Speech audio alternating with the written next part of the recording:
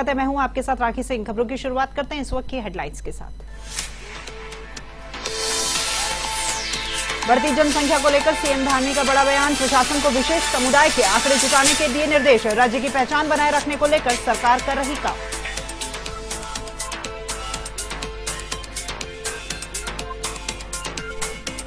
Love जिहाद को लेकर धामी सरकार हुई सख्त। लव जिहाद को लेकर सीएम धामी ने दिया बड़ा बयान, दोषियों के खिलाफ सख्ती से कार्रवाई करे पुलिस। लव जिहाद मामलों में डीजीपी को दिया आदेश।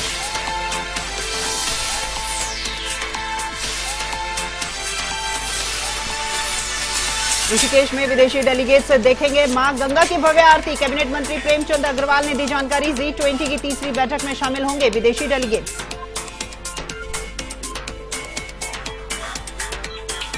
पौड़ी के अलग अलग इलाके में गुलदार के हमले, एक बच्ची सहित अधेड़ पर किया हमला। घायलों का अस्पताल में उपचार जारी, लोगों में दहशत का माहौल।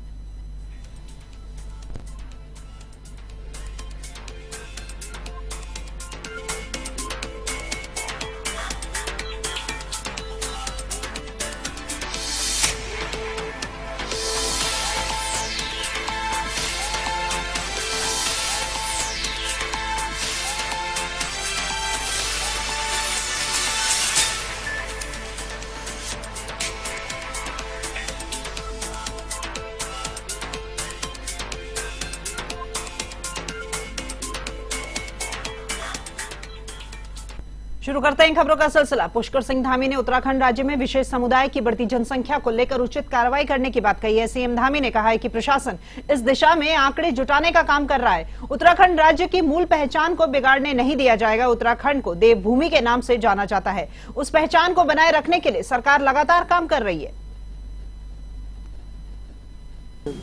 पुलिस को डीजीपी को निर्देश दिए हैं उनको कि वो इस पर सख्ती से काम करें और ऐसे मामले जहां भी आ रहे हैं उस पर ठीक प्रकार से जांच करके पूरा होमवर्क चल रहा है। और होमवर्क होने के बाद उत्तराखंड के अंदर देखिए, हमने बार बार कहा है उत्तराखंड का जो मूल स्वरूप है उसको वो मूल स्वरूप उत्तराखंड का खराब न हो, उसके लिए जो भी सख्ती होगी और जो भी गड़बड़ी करने वाले लोग हैं उनको हमारा यहाँ का कानून, यहाँ की जो विधि व्यवस्था है उसके अनुरूप सख्ती से उन पर कार्रवाई होगी। पूरा होमवर्क चल रहा है और होमवर्क होने के बाद उत्तराखंड के अंदर देखिए हमने उत्तराखंड में बढ़ रहे लव जिहाद के मामलों को लेकर सीएम धामी का बड़ा बयान सामने आया है। सीएम धामी ने मामले को लेकर कहा है कि पुलिस मामले की जांच कर रही है, साथ ही दोषियों के खिलाफ सख्त कार्रवाई भी होगी। गौचर, पुरोला और विकासनगर क्षेत्र में लव जिहाद के मामले सामने आ चुके हैं। इधर सीएम पुष्कर सिंह धामी ने डीजीपी उत्तराखंड अशोक कुमार को इस मामले में आवश्यक आदेश भी दिए हैं।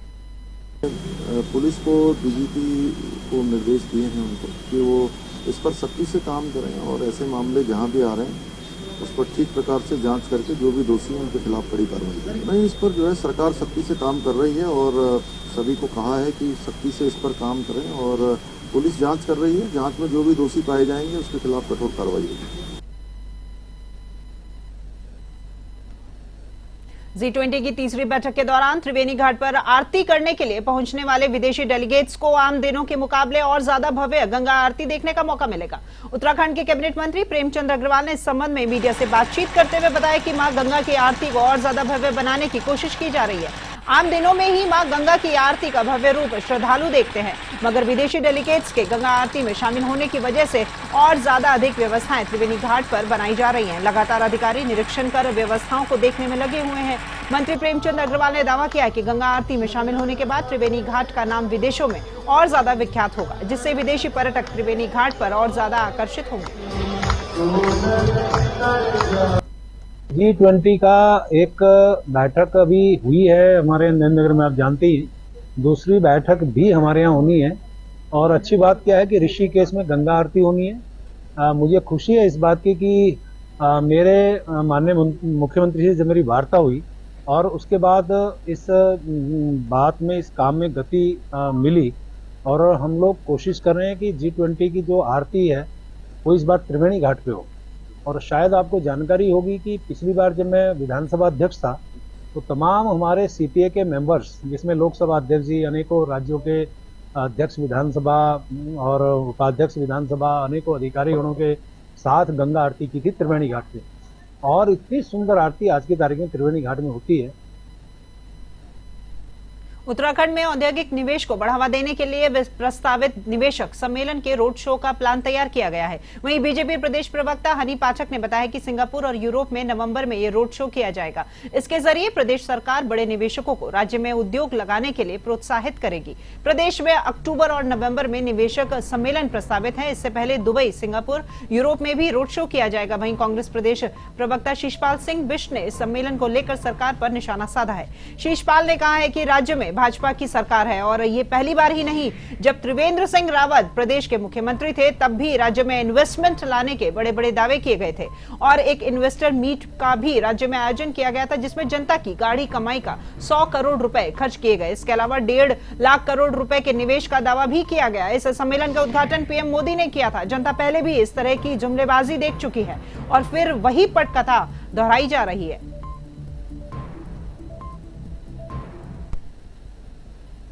छह साल से राज्य में भारतीय जनता पार्टी की सरकार है और ये पहली बार नहीं कि जब इस प्रकार की बात मुख्यमंत्री कर रहे हों। पहले भी त्रिवेंद्र सिंह रावत जी जब राज्य के मुख्यमंत्री थे उस समय भी राज्य में इन्वेस्टमेंट लाने के लिए बड़े बड़े दावे किए थे और दावे ही नहीं किए थे, एक इन्वेस्टर मीट भी हुआ था जिस पर राज्य की जनता की गाड़ी कमाई का लगभग 100 करोड़ रुपया खर्च किया गया था और 1.5 लाख करोड़ रुपए के निवेश का दावा किया था, जिसका उद्घाटन देश के प्रधानमंत्री नरेंद्र मोदी जी ने किया था। लेकिन आप देखिए इतना समय बीतने के बाद भी वो 1.5 लाख करोड़ रुपया कहाँ है, 1.5 रुपया भी कहीं धरातल पर लगा हुआ नजर नहीं आ रहा है। से लगातार रोजगार मेले का आयोजन किया जा रहा है, लोगों को रोजगार मेले की तरफ अग्रसित किया जा रहा है। उससे ये साबित हो रहा है कि उत्तराखंड एक 2025 तक अग्रणी राज्य की भूमिका में समायोजित होने वाला है। और दूसरा, जिस प्रकार से सीएम धामी की पहल होती दिखाई दे रही है, उन्होंने एक से एक जो फैसले लिए हैं वो अभूतपूर्व फैसले हैं जो आज तक किसी भी राज्य में नहीं लिए गए हैं। जैसे उत्तराखंड में समान नागरिक संहिता कानून लागू करने को लेकर कांग्रेस ने राज्य सरकार को फिर आड़े हाथों लिया है, जिसे लेकर कांग्रेस प्रदेश प्रवक्ता शीशपाल सिंह बिष्ट ने कहा है कि बहुत ही आश्चर्यजनक बात है कि मोदी सरकार हो या धामी सरकार देश की जनता को भ्रमित करने का काम कर रहे हैं। कांग्रेस पार्टी ने सरकार से समान नागरिक संहिता कानून का ड्राफ्ट भी मांगा था, लेकिन सरकार ने अभी तक कांग्रेस को उपलब्ध नहीं कराया है। सिर्फ और सिर्फ समान नागरिक कानून संहिता को लेकर जुमलेबाजी की जा रही है। राज्य सरकार का कोई भी वर्क प्लान नहीं है। आपको बता दें कि सीएम धामी ने राज्य में समान नागरिक संहिता लागू करने को लेकर कहा था कि यूसीसी कानून लागू होने के बाद उत्तराखंड देश का पहला ऐसा राज्य होगा जहां पर समान नागरिक संहिता कानून लागू किया जाएगा।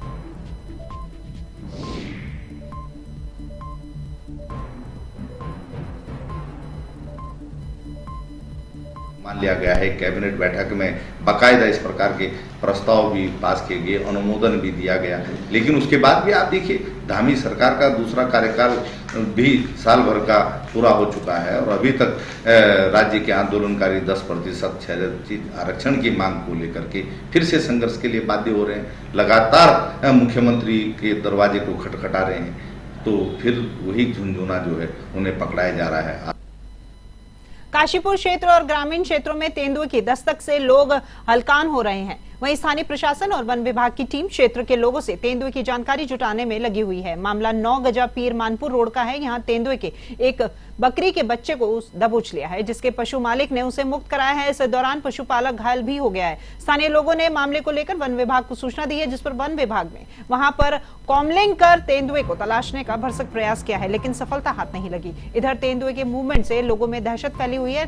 तहसीलदार यूसुफ अली ने कहा है कि वन विभाग को निर्देशित कर दिया गया है, जहां भी तेंदुआ नजर आए वहां पिंजरे लगाए जाएंगे। उत्तर की ओर जो है वहाँ पे एक तेंदुआ देखा गया है, तो बाहर आके कुछ लोगों को द्वारा देखा गया तो वाकई में वो झाड़ियों में तेंदुआ वहाँ दिखाई दिया। काफ़ी लोगों ने, मंदिर में आने वाले श्रद्धालुओं ने, काफ़ी लोगों ने उस तेंदुए को वहाँ पे देखा, जो लगभग वहाँ पे 1 से 1.5 घंटा वहाँ दिखता रहा झाड़ियों में। इससे यहाँ के आने वाले श्रद्धालुओं में और यात्रियों में काफ़ी जो है भय व्याप्त है। तो थोड़ा प्रशासन से ये अनुरोध किया जाएगा कि यहाँ क्योंकि भक्तों का आना जाना की आवाजाही काफ़ी रहती है, तो उसी को दृष्टिगत रखते हुए यहाँ सुरक्षा व्यवस्था के इंतजाम कराए जाए। तो आज उसी के उसमें हम चैती में अभी इधर भी आए हैं और अभी वन विभाग की टीम भी आने वाली है। तो इनके द्वारा बताया गया है कि सामने जो बाग है उसमें शायद हो सकता है, तो उसी को उसमें जो है आज उसका देख रहे हैं और कोशिश करेंगे कि यहाँ भी पिंजरा करें। काशीपुर में गुरुद्वारा श्री ननकाना साहिब से खालसा फाउंडेशन के बैनर तले सिख समुदाय के लोगों ने रोष मार्च निकाला है। इस दौरान लोगों ने अपने हाथों पर काली पट्टी बांध रखी थी। यह मार्च श्री ननकाना साहिब से प्रताप चौक पर समाप्त किया गया है। यहां पर नायब तहसीलदार के माध्यम से सिख समुदाय के लोगों ने राष्ट्रपति के नाम ज्ञापन सौंपा है। दरअसल महाराष्ट्र में 3 सिख बच्चों के मारपीट के मामले में एक बच्चे की मौत हो जाने से सिख समाज रोष में है। गांव के प्रधान द्वारा अपने भीड़ के साथ एक मॉब लिंचिंग का मामला आया, उसमें उन 3 निरीह बच्चों के साथ दर्दनाक तरीके से उनके साथ मारपीट की गई, जिससे एक व्यक्ति की, एक सिख बच्चे की वहीं पर मृत्यु हो गई और 2 सिख बच्चे पूरी तरीके से घायल हैं। ऐसा एक मौके पर किसी सज्जन ने वीडियो बनाकर उसको वायरल कर दिया। वो वीडियो हमारे पास है। ये उन 3 निरीह बच्चों, सिख बच्चों के साथ एक अन्याय की स्थिति हुई और एक जंगल राज की स्थिति लगती है उस वीडियो में।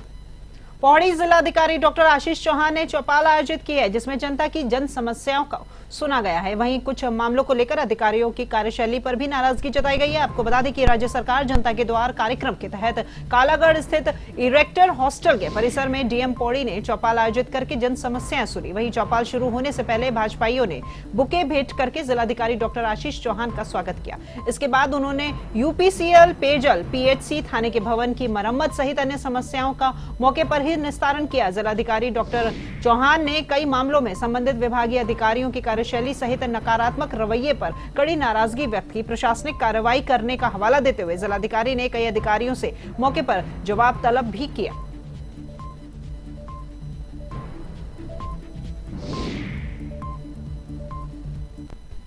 उत्तराखंड में अवैध धार्मिक स्थल और सरकारी जमीन पर अतिक्रमण, ध्वस्तीकरण की कार्रवाई की जा रही है। दूसरी तरफ प्रदेश के पहाड़ी इलाकों में लैंड जिहाद का मुद्दा गरमाया हुआ है। जगह जगह सरकारी भूमि पर बने अवैध धार्मिक स्थलों को ढहाया जा रहा है। इसी दौरान पौड़ी का एक वीडियो सोशल मीडिया पर तेजी से वायरल हो रहा है। वीडियो में एक मंदिर के अंदर बनी मजार नजर आ रही है। इधर हिंदू धर्म में आस्था रखने वाले लोग मंदिर स्वरूप में बनी इस मजार पर सवाल खड़े कर रहे हैं। साथ ही जिला प्रशासन से मांग भी की जा रही है कि जिला प्रशासन ये सुनिश्चित करे कि यहाँ अवैध निर्माण किया गया है या फिर वैध निर्माण है। पूरे मामले को लेकर डीएम पौड़ी आशीष चौहान का कहना है कि इन दिनों अतिक्रमण हटाने की कार्रवाई की जा रही है। मामला संज्ञान में आने के बाद वीडियो की जांच कार्रवाई की जा रही है, जिसके बाद ही वैधानिक कार्रवाई की जाएगी। बताया जा रहा है कि खिरसू रोड पे जो है एक मंदिर दिख रहा है, लेकिन अंदर से उसका जो है पूरा स्वरूप जो है मजार जैसा है। तो निश्चित रूप से इसमें प्रशासन कार्रवाई करनी चाहिए और जिस प्रकार से ये पूरे देश के अंदर जो है लव जिहाद, लैंड जिहाद जो चल रहा है और हिंदू धर्मों को जो है टारगेट किया जा रहा है, निश्चित रूप से ये निंदनीय है और ऐसे लोगों के खिलाफ जो है प्रशासन को सख्त से सख्त कार्रवाई करनी चाहिए। इस संबंध में जैसा कि ऑलरेडी हम लोगों के इंक्रोचमेंट रिमूव करने का अभियान चल रहा है और उसमें हम डेली लेवल पे अपडेट भी लेते हैं और ये पर्टिकुलर वीडियो हम लोगों को जो मिला है उसमें फैक्चुअल रिपोर्ट के लिए एसडीएम को डायरेक्शंस दिए गए हैं। उनके लेवल से जो भी रिपोर्ट मिलती है उसके बाद में आवश्यक कार्रवाई जो की जानी वो की जाएगी।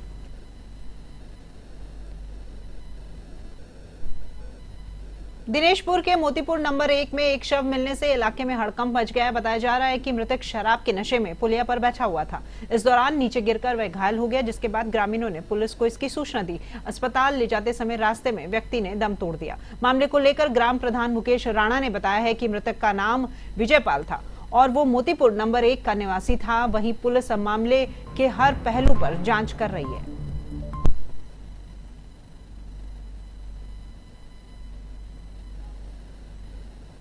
लाइन पार संजय नगर विकास एवं कल्याण समिति का गठन हुआ है। यहां क्षेत्रवासियों ने सर्वसम्मति से मनोज मौर्य को अध्यक्ष बनाया है। अब समिति की ओर से नगर पंचायत लाल कुआं के विस्तारीकरण को लेकर मांग उठाई गई है। लाइन पर स्थित मनोज मौर्य के कार्यकाल पर एकत्र हुए क्षेत्रवासियों और समिति के पदाधिकारियों ने कहा है कि नगर पंचायत लाल कुआं के अंतर्गत संजय नगर, हाथीखाना, बजरी कंपनी, बंगाली कॉलोनी सहित तमाम क्षेत्रों को विस्तारीकरण करके जोड़ा जाना चाहिए, जिससे इस क्षेत्र के लोगों को नगर पंचायत की ओर से दी जाने वाली सुविधाएं मिल सके। समिति ने इस संबंध में कार्रवाई भी शुरू कर दी है। इस मौके पर नव मनोनीत अध्यक्ष मनोज मौर्य ने यह जानकारी देते हुए बताया कि क्षेत्रवासियों ने उन पर भरोसा जताते हुए जो अध्यक्ष पद की जिम्मेदारी सौंपी है उसे वे पूरी कर्तव्य निष्ठा और ईमानदारी से पालन करेंगे और नगर पंचायत लाल कुआं के विस्तारीकरण की मांग करते हुए आसपास की कॉलोनियों को जोड़ने की भी आवाज उठाएंगे।